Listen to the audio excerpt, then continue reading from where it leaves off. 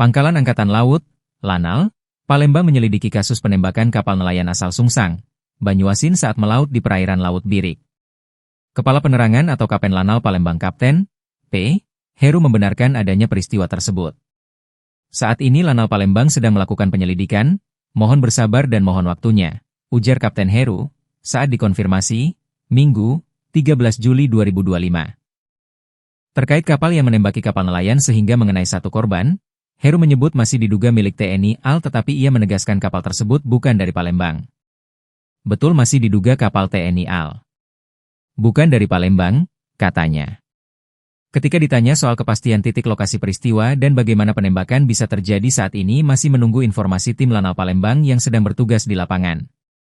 Penembakan kapal nelayan saat berlayar di kawasan Sungai Sembilang, Kabupaten Banyuasin, Sumsel pada Sabtu, 12 Juli 2025, siang. Peristiwa ini menyebabkan seorang nelayan bernama Yogi Pratama, 26, menderita luka tembak. Ia baru saja selesai operasi dan masih dirawat intensif di RSA Rashid Palembang hingga Minggu, 13 Juli 2025.